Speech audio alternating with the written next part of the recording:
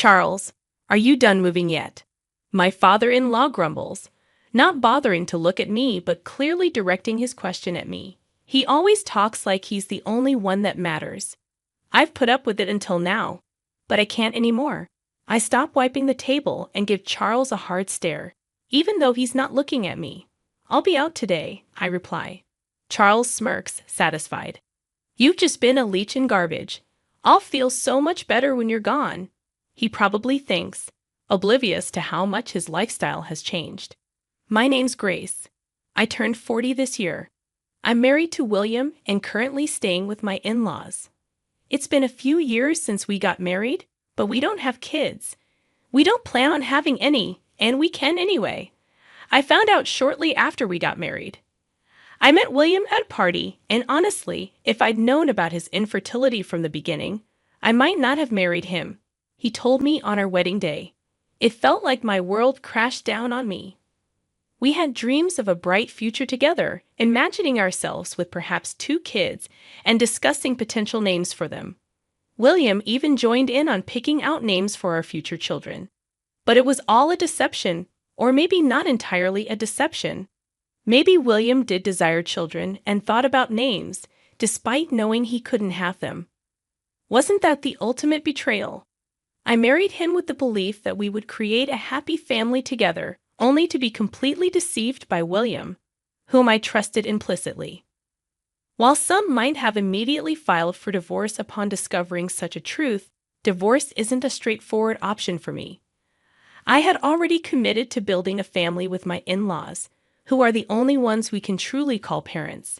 I couldn't just announce to them the day after becoming a family that we were getting divorced. Living with the in-laws meant facing the inevitable question of when we would start a family. So we decided to break the news to them right away. Naturally, we didn't blame William. Instead, we attributed our childlessness to a medical issue on my end. When they found out we couldn't have children, my in-laws were livid. A worthless woman who can't bear children should leave this house immediately, declared my father-in-law Charles, who then began treating me like a servant. From the moment I arrived, I was never treated with respect, always made to feel inferior. I ate alone in the kitchen, cleaning up after the in-laws and William finished their meals. Despite my efforts in the kitchen, I only received scraps. My weight plummeted, and within 6 months of marriage, my wrists were protruding. Previously, it was my mother-in-law Madison who bore the brunt of Charles' anger. But once I joined the family, his focus shifted to me. William noticed Madison's newfound relief. "Mom seems happier lately," he remarked, attributing it to her no longer being the target. Although she never smiled around Charles, I noticed her smiling more when talking to William. Charles's tyranny extended beyond verbal abuse. Once he learned we couldn't have children, he ordered me to work tirelessly from dawn to dusk. "Since you're not fulfilling your role as a woman, at least be useful around the house," he demanded. I had always intended to work after marriage and was eager to leave the house as soon as possible. Balancing chores, work, and arriving home before everyone else was challenging, but having a job with flexible hours helped. However, even when I returned early and completed chores, I never ate with the family or received praise for my cooking. Charles, in particular, often discarded my food without tasting it, deeming it unworthy. Neither William nor Madison ever objected or offered any support. Despite my protests from the kitchen, meal times were usually silent affairs. I couldn't help but wonder if they truly enjoyed eating in such silence. But I can only observe them silently. I had no other option but to get along with my in-laws. I pretended to be friendly and played the role of a devoted wife. I couldn't pinpoint the purpose of it all, but as someone without parents, divorce seemed like an unbearable burden. Then Charles demanded that I hand over all my earnings for the household expenses. I had intended to contribute a portion of my salary, but Charles insisted on all of it, which seemed like an unreasonable demand. What's the point of working if I have no control over my own money? But speaking up was not allowed. Charles's decisions were final, and challenging him wouldn't change anything. It was easier to comply, keeping Charles in a good mood and avoiding the sorrowful looks from Madison and William. Ultimately, The main source of trouble in this marriage was Charles. Madison and William were not as much of a problem. It was Charles who oppressed and tormented me. It appeared that Madison used to handle the household finances, but it became my responsibility after marriage. Charles, isn't this too much for Grace? Madison dared to question. Shut up, Charles dismissed me in his eyes. Madison and I were treated similarly. As women, our opinions were deemed worthless and not welcomed. I took over the household budget from Madison. When I first saw it, I was shocked, but after several years, I grew accustomed to it. Perhaps because there was another source of income. Charles started spending more extravagantly than before. It's for work, he claimed, increasing his nights out.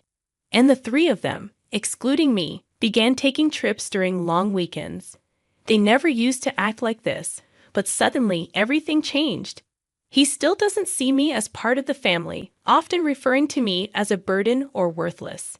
To him, I'm just a maid who doesn't cost anything. In my 20s and 30s, I could brush it off, sometimes even finding peace when Charles wasn't around. But as I neared 40, I couldn't stand his mistreatment any longer. It felt foolish and exhausting to listen to him and obey silently. I grew tired of being afraid of Charles and started standing up for myself. He didn't take kindly to that and gradually grew to resent me. This negative cycle continued to worsen, and recently, my relationship with Charles had deteriorated to the point where we hardly spoke. When he did speak, it was only to insult me. I would fire back, making the atmosphere at home unbearable. It had gotten so bad that he would demand I leave the house. But I refused to go quietly. Where do you expect me to go, knowing I have no family? I would retort every time. Charles would angrily slam his glass on the table, breaking so many that I lost count. Why should I have to deal with this? A woman like you shouldn't talk back. Madison and William would quickly exit the room, sensing another argument brewing. Once it reached this point, it became Charles' one-man show. You should be grateful to even be allowed in this house. Don't get too cocky, you leech, he would rant, his face turning red with anger. We've had this conversation 100 times, I sighed, tired of being yelled at. Normally, I would cave in and apologize. I'm sorry was my usual response, but that day was different. You need to watch what you say, Charles. You're not getting any younger. It's time to calm down. I snapped back sharply, feeling just as irritable. Charles, caught off guard by my defiance, was furious. Who do you think you're talking to? I am the head of this household. A wife like you shouldn't have opinions, he barked. I knew I had crossed a line, but I couldn't stop myself. I've been your wife for years. Isn't it time I'm treated like a human being? You're retired now, with less income. It seems the tables are turning. I continued, unable to contain my pent-up frustration. I confronted Charles directly, and he responded by grabbing me by the collar. I don't need someone like you in my house. I don't want to see your face anymore. Pack your things and leave immediately. He yelled so loudly that the furniture shook. Though I should have apologized right then, I couldn't hold back any longer. Fine, you want me to leave? That's what will make you happy, isn't it, Charles? I challenged him, meeting his gaze defiantly. Yes, he spat out. Unable to remain silent any longer, I declared, then I'll do it. He stormed off to his room with a loud noise, and I, feeling somewhat calmer, began cleaning the living room, which Charles had left in disarray. Madison came to check on me with a worried expression, but left without saying anything, returning to her own room. I realized I had no place in this house anymore. Neither William nor Madison would stand up for me. Years of enduring mistreatment had finally erupted, leaving me feeling more isolated than ever. The next morning, I followed my usual routine, waking up early to start my day. Charles emerged from his room and entered the living room, settling onto the sofa with a newspaper, paying me no mind. Without even glancing up, he casually asked, "Have you finished moving yet?" It was impossible for me to have relocated so swiftly after the events of yesterday. I assumed it was merely a drunken outburst, not a serious demand. Surely he was referring to leaving the house, right? When do you plan on departing? You no longer have the right to reside here. Charles continued, still not meeting my gaze. Halting my task, I turned to face him directly. If he truly intends for me to leave, then I must respond seriously. I'll be gone by today, I declared firmly. Nearby, Madison, frozen with concern, cast a worried glance in my direction. It was evident that once I departed, Charles would refocus his animosity towards her, and she didn't want me to leave. However, Charles had made up his mind. Apologizing and staying was never an option. With a satisfied laugh from Charles echoing behind me, I hurriedly gathered my belongings and left the in-laws' home. Uncertain of my destination, I felt a sense of liberation. I sent a message to William, who was already away. Please proceed with the divorce proceedings. A lawyer would reach out to him. With that, I powered off my phone. In the following days, I engaged a lawyer who reached out to William and the in-laws. Charles, convinced that divorce was inevitable, pressured William to swiftly sign the papers. William hesitated, glancing back and forth between me and the divorce documents. But there was no room for second thoughts. With Charles's insistence and my determination to move forward, he reluctantly complied. I have no money to spare for a woman like you, but dealing with lawyers is a nuisance, so I'll foot the bill, Charles grumbled, his arrogance palpable. The lawyer offered a wry smile at his demeanor. Despite his reluctance, William signed the agreement under Charles's stern gaze. In the presence of the lawyer, I added my signature, and the divorce was finalized. We settled the distribution of assets, and I received compensation for the harassment I had documented. It proved wise to invest in legal support rather than navigate the process alone. Concerned about his reputation, Charles opted to avoid complications by involving lawyers. As the manager of household finances, I was privy to Charles's financial situation, allowing me to propose a settlement within his means. With the property division and harassment compensation settled, I embarked on a comfortable life in my own apartment. While solitude was once daunting, my time living with the in-laws and going through a divorce taught me to appreciate the tranquility of my own space.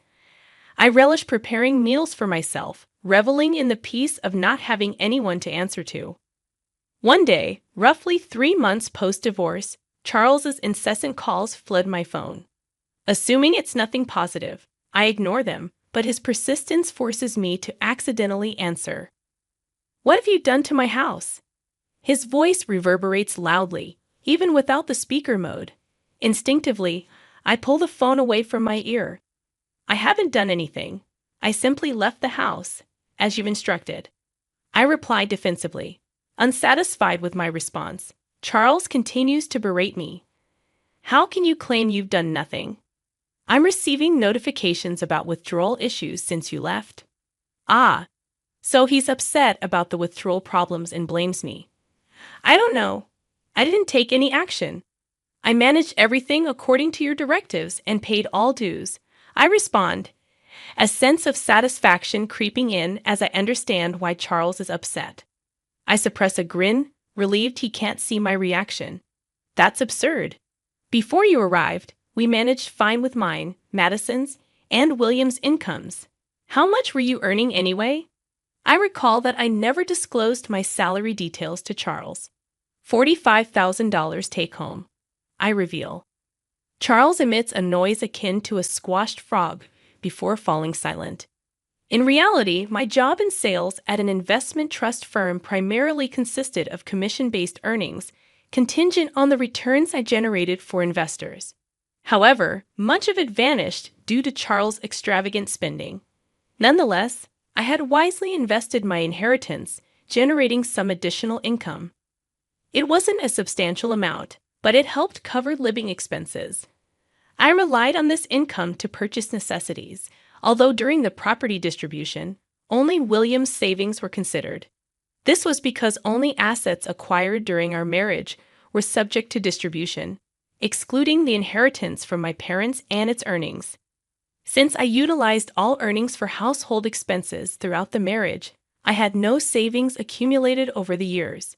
The Charles family spent money lavishly, unaware that I was compensating for it. You claim you managed before marriage, but was it on par with our current standard of living? I questioned. Charles's frustration finally boiled over. Don't jest. You should continue contributing to our household expenses.